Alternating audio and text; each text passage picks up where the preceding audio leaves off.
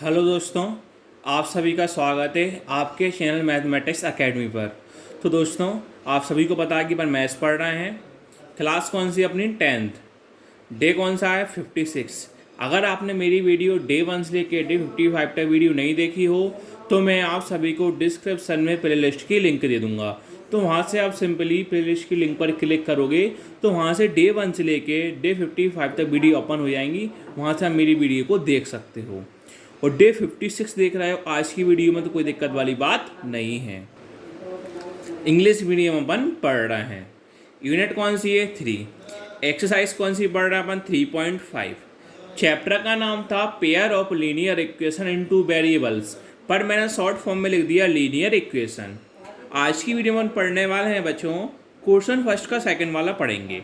जैसा कि question first वाला मैंने आपको कल की वीडियो में सिखाया था।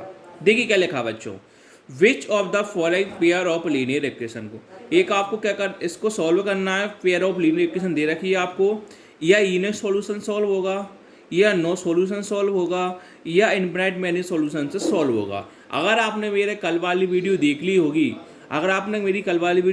होगी तो आज की वीडियो में आपको समझने में कोई प्रॉब्लम नहीं होगी।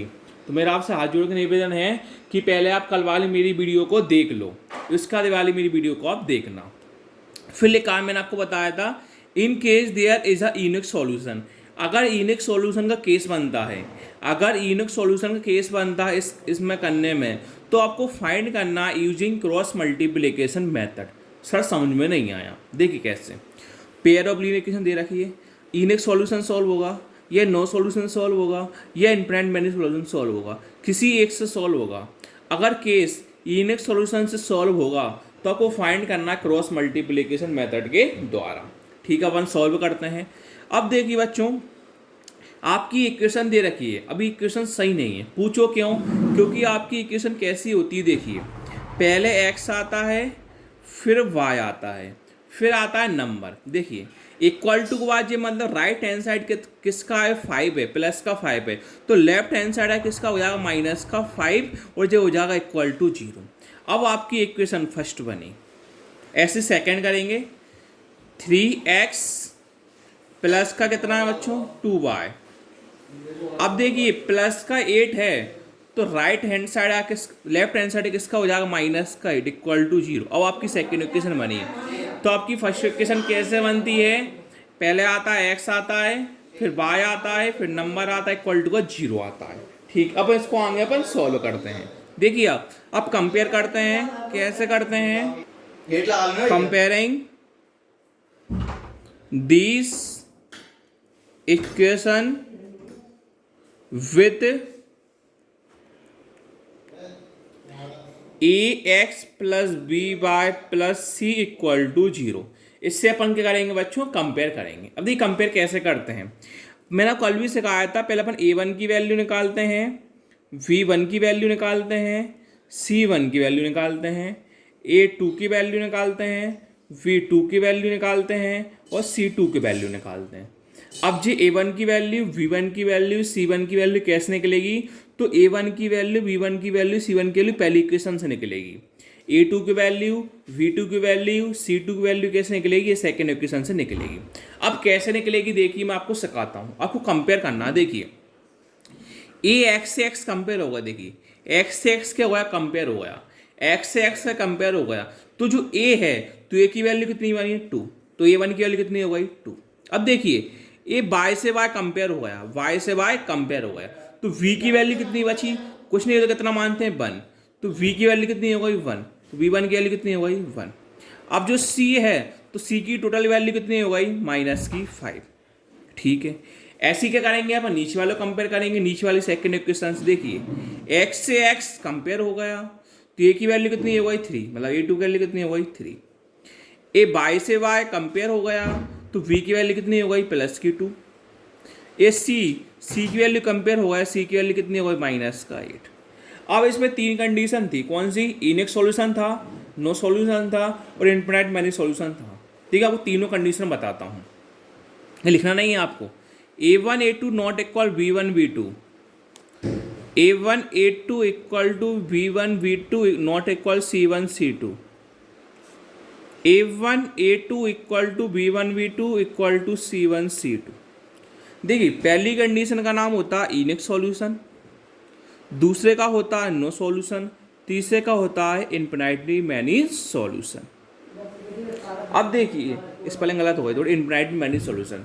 अगर बच्चों देखिए अपन A1 A2 रखेंगे, V1 V2 रखेंगे, अगर ये दोनों वैल्यू आपस में इक्वल नहीं होती, A1 अपन A2 V1 V2 अपन दोनों वैल्यू आपस में इक्वल नहीं होती, तो क्या होता है यूनिक सॉल्यूशन।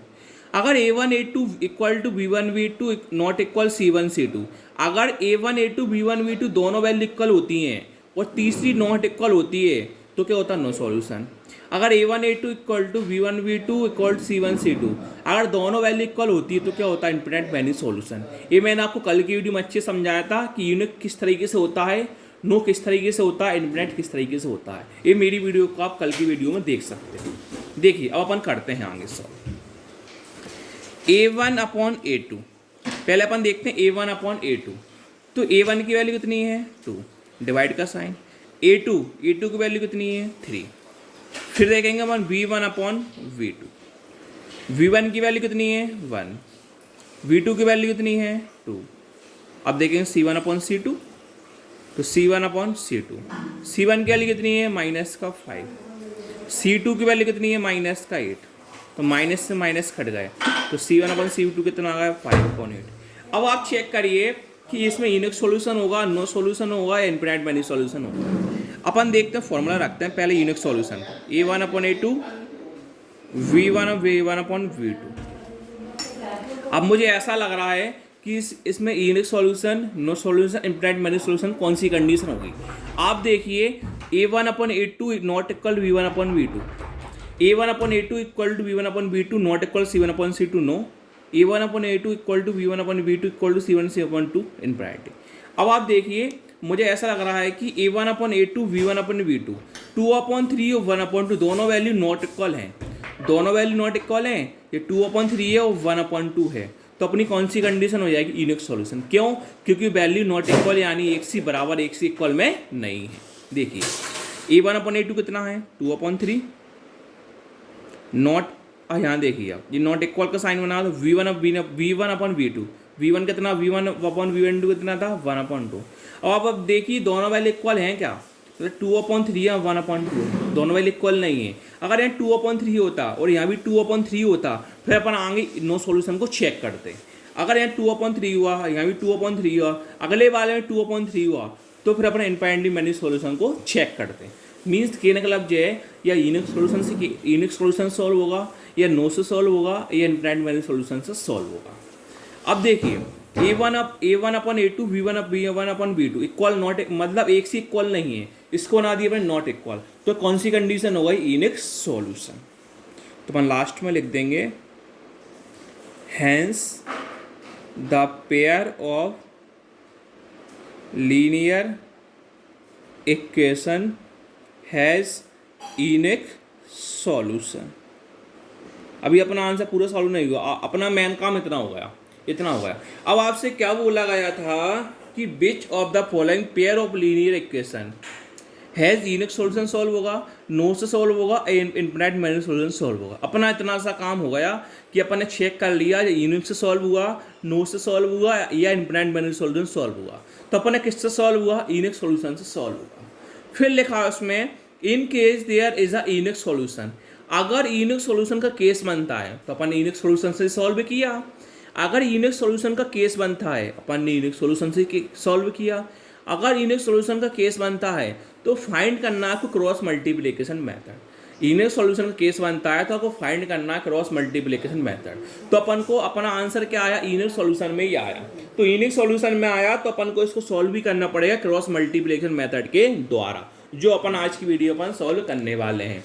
अगर यूनिक सॉल्यूशन का केस नहीं बनता तो अपन क्रॉस मल्टीप्लिकेशन मेथड नहीं लगाते, और अपन क्रॉस मल्टीप्लिकेशन मेथड लगाना ही पड़ेगा। अब देखिए क्रॉस मल्टीप्लिकेशन मेथड कैसे लगाएंगे, देखिए y using cross multiplication method. कौन सी मेथड है? क्रॉस मल्टीप्लिकेशन मेथड है। अब देखिए क्रॉस मल्टीप्लिकेशन मेथड कैसे लगाएंगे। पहले आता है हमेशा x, पहले x का रो लिख लो हमेशा, ठीक है। फिर क्या लिख लो आप, y का रो लिख लो। कोई दिक्कत आई क्या, नहीं आई। पहले आप क्या करना, हमेशा x का रो लिख लो, फिर आप क्या करना, हमेशा y का रो लिख लो। यहाँ तक कोई दिक्कत आई क्या, सर 1% दिक्कत नहीं आई। देखा एक्स वाई इक्वल टू, अब क्या आ जाएगा, 1 आ जाएगा। अब कोई दिक्कत नहीं। अब इसका फॉर्मूला होता है, ये फॉर्मूला क्या होगा, ऐसा याद करना आप, b c minus b c, c a minus c a b minus a b. मतलब आपने याद रखना, अपने कॉमन टर्म में कितने होते हैं, ए बी सी होता है। मतलब ए बी सी की बात चल रही है इसमें, ए बी सी, तो पहले करना बी सी से मैच करना, फिर आप सी ए से मैच करना, फिर आप ए बी से मैच कर देना। वही अपन ने करा, पहले पहले क्या आया, बी सी, तो बी सी आया। फिर क्या आया, सी ए, तो सी ए आ जाएगा। फिर क्या आ जाएगा, ए बी, तो फिर क्या आ जाएगा अपना ए बी। कोई दिक्कत नहीं। अब फॉर्मूला जो होता है देखिए, 12 21, 12 21, 12 21 अपना फॉर्मूला बन गया। देखो कितना सिंपल फॉर्मूला बन गया, x y 1, b c, c a b, कितना सिंपल फॉर्मूला बन गया। अब इसमें वैल्यू रखना है। अब वैल्यू कैसे रखेंगे देखिए, अब वैल्यू कैसे रखेंगे देखिए आप, अपन ने वैल्यू यहाँ निकाल ली थी, A1 की, A2 की, B1 B2 की, C1 C2, ये अपन को वैल्यू रखना है। देखिए वैल्यू रखते हैं अपन अब सिंपली, x अपॉन, अब B1 और C2 को अपन एक साथ ऊपर वैल्यू देखकर बार बार दिक्कत आई चेक करने में। देखिए B1 है और C2 की है। अब देखिए B1 कितना था अपने पास 1, और C2 कितना था माइनस का 8। B1 की वैल्यू 1 थी और C2 की वैल्यू माइनस का 8 था। तो अपन क्या कर देंगे, B1 के 1 रख देंगे और C2 के अपन माइनस के 8 रख देंगे। जब भी माइनस वाला हमेशा ब्रैकेट में लिखना, ये माइनस का माइनस।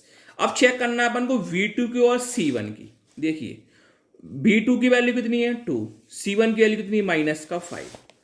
तो B2 की वैल्यू कितनी थी 2 और C1 की वैल्यू कितनी थी माइनस का 5। ये वैल्यू तो वैसे रख लोगे ना आप चेक करके। अब C1 की और A2 की चेक करिए, C1 कितना है माइनस का 5 और A2 कितना है 3। C1 कितना है माइनस का 5, A2 कितना अपने पास 3 माइनस, C2 और A1, तो C2 कितना है माइनस 5, A1 कितना अपने पास 2, ठीक है। C2 कितना था माइनस का 8, इंटू, और A1 कितना था अपने पास 2, ठीक है। दोस्तों अगर आप कंफ्यूज ना हो तो इसको -1 कर लो आप, -1 करोगे तो और आपको इससे इजी हो जाएगा। आप ऐसा करना एक्स वाई -1, क्योंकि +1 से करो तो आपको फॉर्मूला अलग बन जाएगा। अगर आप ऐसे ही कर सकते हो, आप एक्स वाई और यहाँ -1 ही करना, +1 मत करना, ठीक है, -1 ही करना। अलग तरीके से नहीं करा, फिर अलग तरीके से कराऊंगा तो आप कंफ्यूज जाओगे हमेशा, इसलिए मैं आपको इसी मेथड से हमेशा कराऊंगा। अब चेक करना अपन को A1 और V2।